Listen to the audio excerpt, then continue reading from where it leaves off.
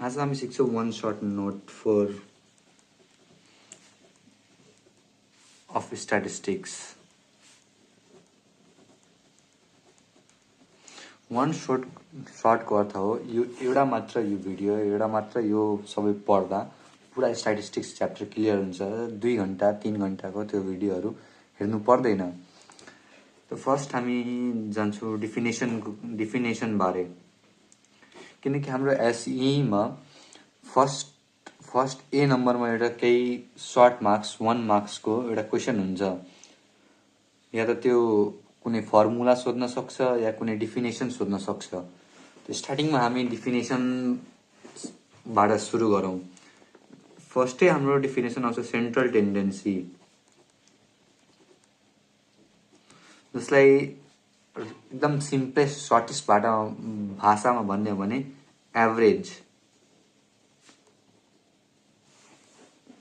Average मार्क्सलाई central tendency भनिन्छ। Average of given data पनि भन्दा अझै राम्रो, average of the given data.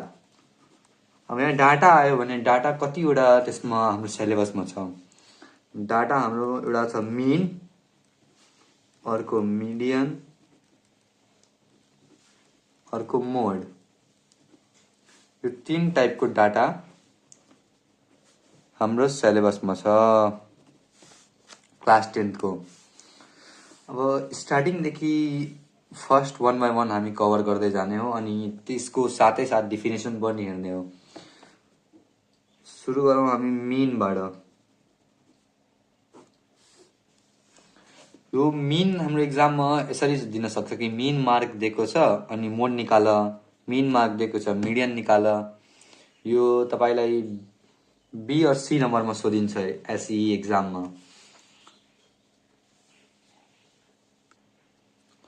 Mean भनेको पनि एभरेज अफ गिभन डाटा नै हो। मिनको डिफिनेसन सोध्दैन, अब इफ सोधियो भने यही एक्ज्याक्ट सेम डिफिनेसन लेख्दा पनि हुन्छ मिनमा पनि। अनि मिनको सिम्बल हामी युज गर्छौँ एक्स बार। यसको फर्मुला हो समेसन एफएम बाई एन। एनले number of term sum of all number, sum of frequency और अल नम्बरलाई बुझाउँछ। मिनबाट यति फर्मुला मात्र हेरेर जाँदा तपाईले मिनबाट कुनै समस्या आउँदैन। मिनबाट त्यस्तो खासै क्वेसन सोधिँदैन, यो वर्थ इट पनि छैन सोध्नलाई। तर समग्रमा सोध्छ मिन मार्क दिएर, त्यसको नि नम्बर सम अफ त्यो निकाल्नको लागि, पी को भ्याल्यु निकाल्नको लागि। त्यसरी एउटा इक्जाम्पल लिने हो भने समेसन एफएम 14,000 दिएको छ अनि मिन मार्क 48 दिएको छ।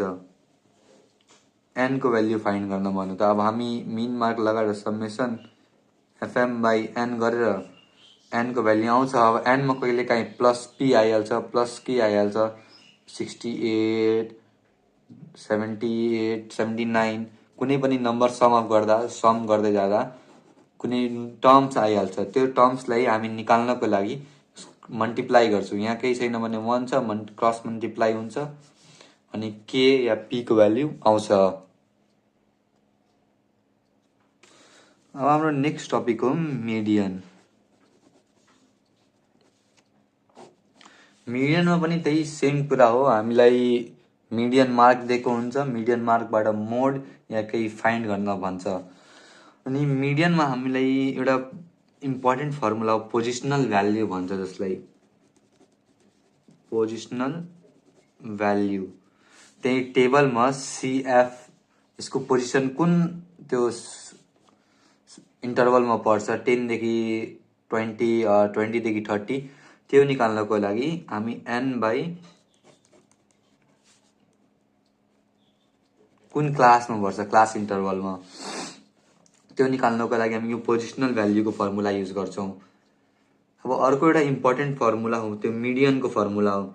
यो डाइरेक्ट मेथडको मिडियनको फर्मुला हो एल भनेको lower limit N by 2, positional भ्याल्युको N by 2 minus CF. CF भन्नाले प्रिसिडिङ भ्याल्यु। जसरी यहाँ सिएफ कलममा हाम्रो मिडियन मार्क 10 आयो भने CF प्रिसिडिङ भ्याल्यु यहाँ 6 छ भने 6 यहाँ हुन्छ प्रिसिडिङ भ्याल्यु एक पछाडिको। अनि होललाई डिभाइड गरिदिने फ्रिक्वेन्सीबाट, अनि यसैको फ्रिक्वेन्सी जुन 10 आएको छ यहाँबाट निकाल्दा कम्पेयरिङ गर्दा अनि मल्टिप्लाई बाई क्लास इन्टरभल कति छ 10 to the 20 छ कि 10 to the 20 छ त्यो गर्ने। यसमा एउटा अझै कुरा, यो पोजिसनल भ्याल्यु निकालेपछि ठुलो क्वेसनमा एउटा कुरा लेखिन्छ, यो अलराउन्डर हो, तपाईँ हरेक यसमा लेखिन्छ फ्रम CF कलम या इन CF कलम नै बेटर हुन्छ। इन CF कलम the number just greater than, अब ग्रेटर देन के, ग्रेटर देन यहाँ positional value greater than this is, अब जुन भ्याल्यु छ त्यहाँ ग्रेटर CF कलममा जुन भ्याल्यु छ त्यो is greater than this and the corresponding class is, अब कुन क्लास छ त्यहाँ CF मा, यो तीनवटा कुरा मात्र फिल गर्नुपर्छ। कन्क्लुजन लेख्नु नै पर्छ। SEE मा कन्क्लुजनको तपाईलाई 1 देखि 0.5 मार्क्ससम्म भेटिन्छ, नलेख्दा काटिन्छ पनि।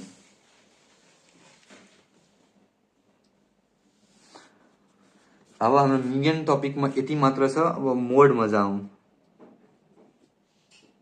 मोड भन्दा अगाडि हामी क्वार्टाइललाई डिस्कस गर्छौं।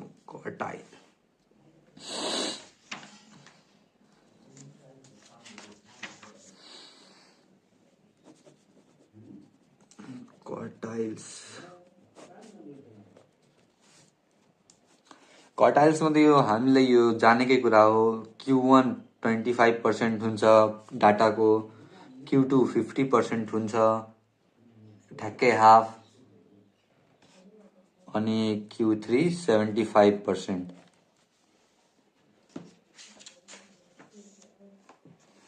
अब यसमा पनि हाम्रो पोजिसनल भ्याल्यु र एक्ज्याक्ट भ्याल्युको फर्मुला छ। जस्तै तीनटा क्वार्टाइल छ, तपाईलाई अब थाहा भइसकेको छ भने Q1 को पोजिसनल भ्याल्यु को फर्मुला हो n/4, फोर्थ क्लास। यो n/4, Q2 मा n/2 अनि Q3 मा 3n/2।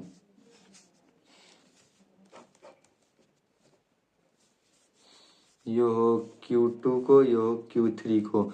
Q2 भनेकै मिडियन हो, क्वार्टाइल 2 नै मिडियन हो। कहिलेकाहीँ क्वार्टाइल 2 दिइन्छ अनि मिडियनबाट फर्मुला लगाएर पनि निकाल्न सकिन्छ।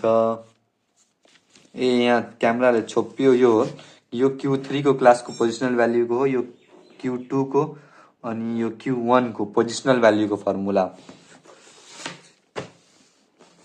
अब एक्ज्याक्ट भ्याल्युको फर्मुलामा जाने हो भने Q1 को लोवर लिमिट प्लस सबैको त्यही, जसरी हामीले मिडियनको फर्मुला पढ्यो त्यसमा पनि यहाँ जसरी मिडियनमा थियो n/2 भने यहाँ n/4 हुन्छ, minus preceding value of CF by frequency into class interval. Q2 को त हामीले पढि नै सकेको छु, L plus n/2 minus CF by frequency class interval. यसलाई I पनि लेख्न सकिन्छ, C पनि लेख्न सकिन्छ। Q3 L plus n/4 minus CF by frequency into C। यो हो एक्ज्याक्ट भ्याल्युको फर्मुला। एक्ज्याक्ट भ्याल्युको यो एकदम कम्पलसरी छ, यो जान्नु नै पर्छ यो फर्मुलाहरू। यसैमा कुनै डिफिनेसन पनि सोधिदियो भने त्यहाँ मिडियनको तपाईलाई थाहै छ, आफैले मिलाएर पनि लेख्नुहुन्छ। Median is the exact value which divides the data in equal parts. योहरू आफै लेख्न मिल्छ। कहिलेकाहीँ फर्मुलाले पनि तोडेर डिफिनेसन लेख्न मिल्छ। जसरी Q1 सोधिदियो भने फर्मुला तोडेर त्यसको लिन सकिन्छ। या सजिलोमा लेख्ने हो भने 25% of the given data, Q1 50% of the given data is Q2, 75% of the given data is Q3 quartile.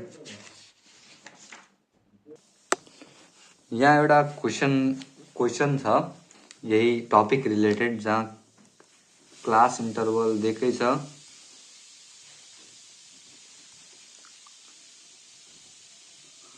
T40 10th first question हाम्रो सोध्यो draw the cumulative frequency table CF को त्यो खण्ड बनाउनलाई। जो सीएफ कलम बनाउन धेरै भेरी भेरी इम्पोर्टेन्ट छ। हरेक क्वेसनमा यो आउँछ, यो सीएफ कलम बनाउनको लागि। एक्स भयो नम्बर अफ त्यसलाई हामी एफ मान्न सक्छौँ, अनि सीएफलाई क्युमुलेटिभ फ्रिक्वेन्सी टेबल। यसलाई क्लास इन्टरभल पनि लेख्दा भयो। Class interval 10 to the 10, 20, 20 to 30, 30 to 40। पहिला यही जुन डाटा दिएको छ यो डाटालाई हामीलाई यहाँ उतार्नुपर्छ।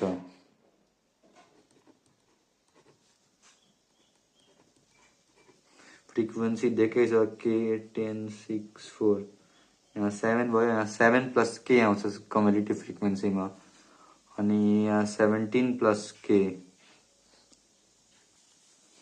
यो हामीलाई बुझ्नुपर्छ जुन सीएफ कलमको जुन अन्तिममा यो आउँछ, यो एनको पनि भ्याल्यु यही हुन्छ 27 प्लस के। एनको भ्याल्यु आयो। अब हाम्रो अर्को क्वेसन दिएको छ,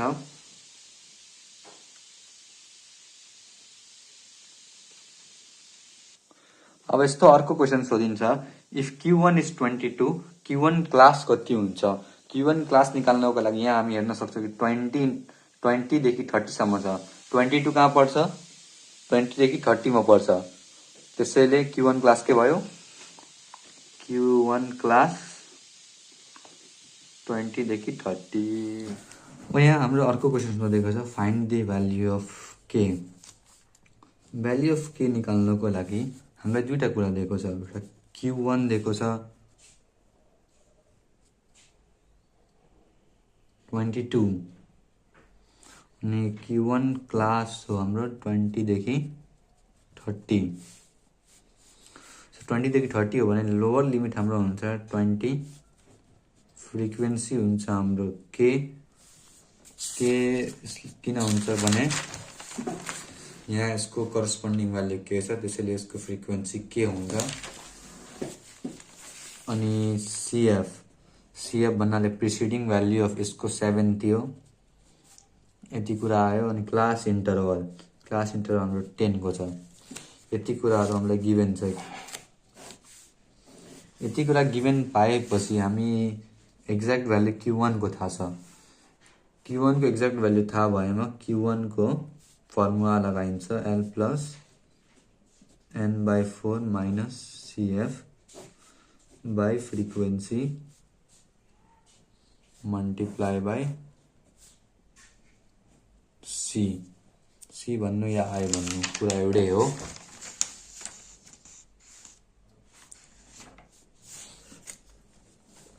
Q1 दिएको छ 22, अनि लोवर लिमिट छ हाम्रो 20 प्लस N/2।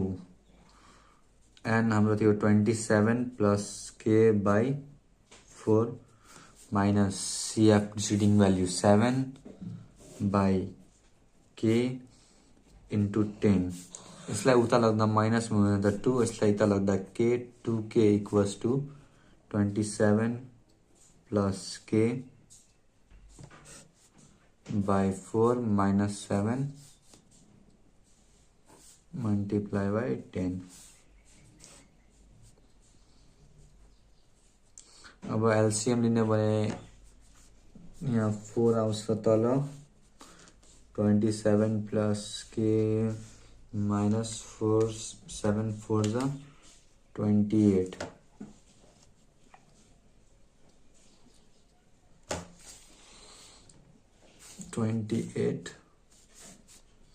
यसलाई पनि 10 ले मल्टिप्लाई गर्नुपर्छ।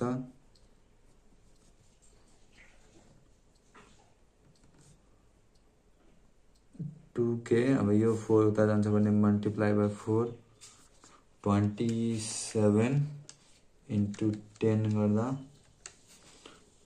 270 प्लस 10K माइनस 280।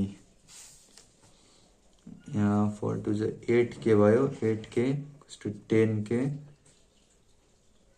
माइनस 10। यहाँ 10 हुन्छ, यो 2K भयो।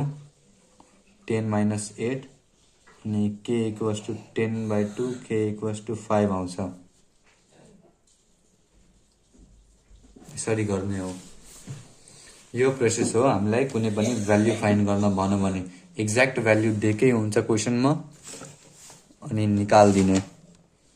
यहाँ यसरी गरिएको छ, तपाईहरु हेर्न सक्नुहुन्छ। हाम्रो क्वार्टाइल सक्यो। क्वार्टाइलमा यस्तै क्वेसन आउन सक्छ। अब पढ्छौँ हामी मोड। अब एउटा रिलेसन पनि याद राखिराख्नु। हाम्रो मोडको मोड इक्वल्स टु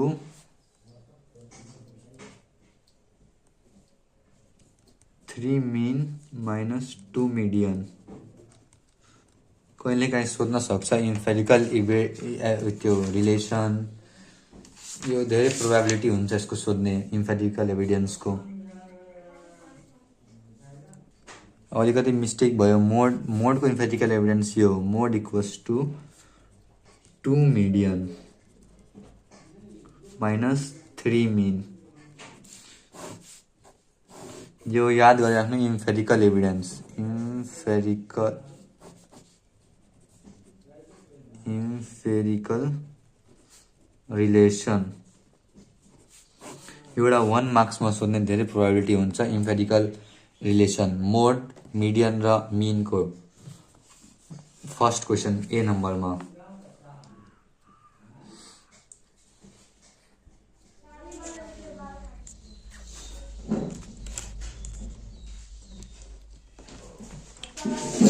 एउटा क्वेसन छ, मोस्ट प्रोबेबली प्री बोर्ड्सहरुमा सोध्न सक्छ। यहाँ हामीलाई क्लास इन्टरभल दिएको छ, फ्रिक्वेन्सी दिएको छ। यहाँ पी को भ्याल्यु फर्स्ट क्वेसनमा हामीलाई फाइन्ड गर्न भनेको छ ए नम्बरमा। अनि सीएफ हामीले बनायौं, सीएफ बनाएको छौं।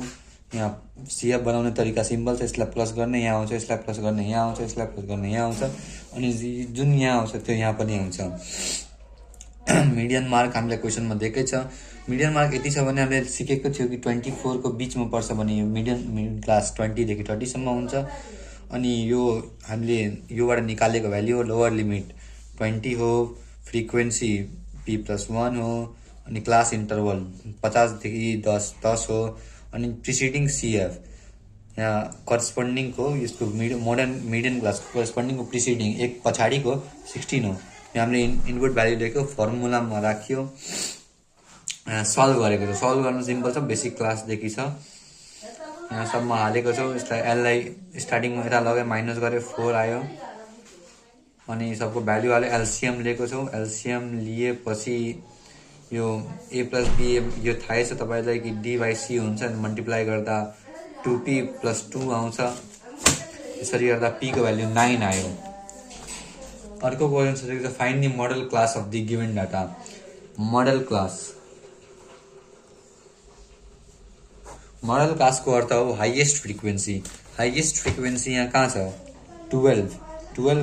12 मा हाईएस्ट फ्रिक्वेन्सी छ भने मोडल क्लास के हुन्छ 10 देखि 20 सम्म हुन्छ। Therefore modal class equals to 10 देखि 20 बिकज को फ्रिक्वेन्सी अब वाइ सोध्यो भने लेख्दा हुन्छ। सी नम्बरको क्वेसन सोधेको छ find the average score. Average score भनेकै मिन हो। मिन निकाल्नको लागि हामीले फर्मुला पढेको समेसन एफएम बाई एन।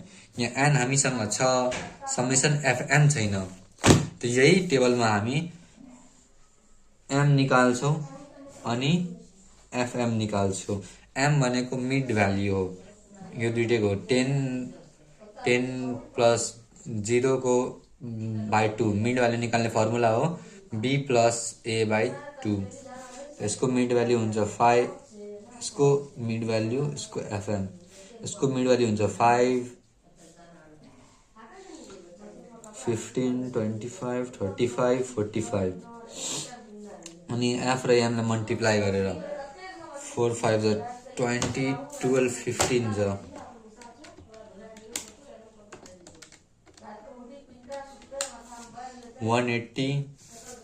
अनि p+1 p आको 9 आको थियो 1 10 आयो 10 into 25 250 9 into 35 315 अनि 5 into 45 225। अब समेसन एफएम इक्वल्स टु अब जोड दिनु सबैलाई 315 320 180 प्लस 20 990 आयो।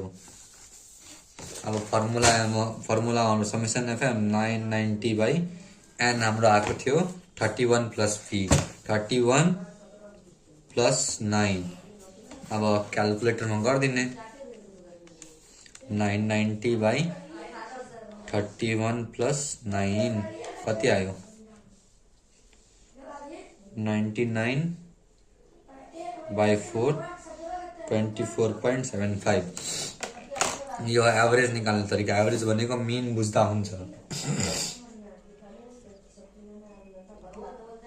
अर्को क्वेसन सोधेको what should be the number of students in the 40 to 50 class in order to make the 35 as average score of the given data।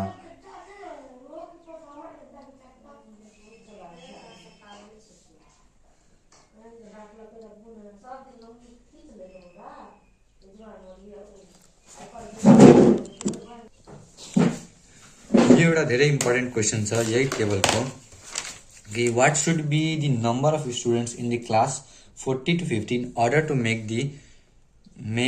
35 as average score। त average score हामीलाई क्वेसनमा दिएकै छ 35 अनि नयाँ